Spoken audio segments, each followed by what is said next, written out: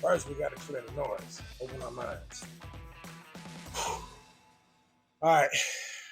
Welcome to If I Was White with your friend, your fam, your main man, your one token black friend, and your true black reference.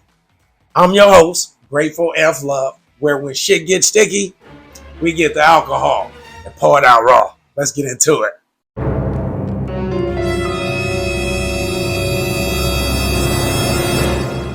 So I'm coming out of the shower this morning.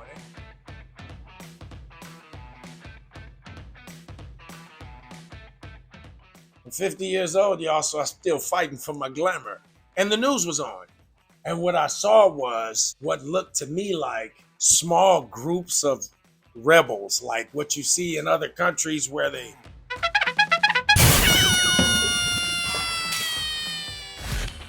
and pillage the town, take stuff, jump back in, and then boom, they're off into the mountains, back to their little village or wherever after they just stole 6 months worth of nourishment or whatever. Racing into the stores. I mean, like 20 of them. 20 of them. Hard to identify any of them.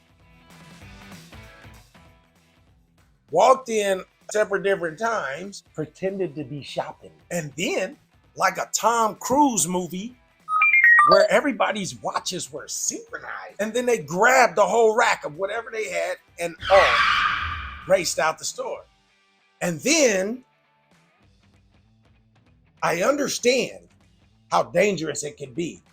I would not get involved trying to stop nobody from doing nothing. But every time I hear a politician get on there and say they gonna toughen the laws and do that, man, that's not gonna stop what's happening now. How do you stop what's happening now? I don't think I've heard nobody come up with a good answer yet. I didn't want to take a swing at it unless I made myself sound crazy. So I gave it some thought between the shower and here. And I decided legally what can be done. And what's the easiest thing that the stores can do to protect their stuff? Well, a cannabis store. When I walk into a cannabis place to make a purchase and shop, they get my ID, drop it in this little thing to verify that it's real. They have a log of me showing up to make a purchase. And in doing so, they look at your ID first. So you got to take your hood off so that they know you look like the ID. Then they verify it's a real ID. Then I'm free to shop all that I like. I'm free to walk out of any door without anybody slowing my pace.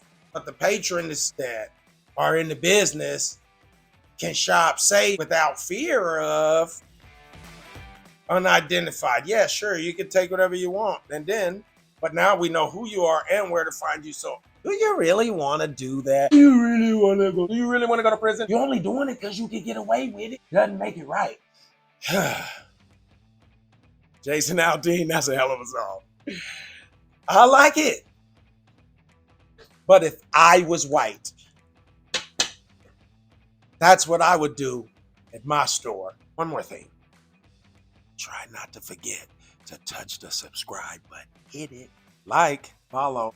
And if you think it's reasonable to be ID'd to make a purchase, I'd like to hear from a few wise heads down in the comments. I'd like to hear from wiser people than me in the comment on whether or not, as a citizen, it's a small price to pay for safety to create a safeguard. I mean, isn't it worth just stopping just for a second to make sure you have your ID before you go and make purchases?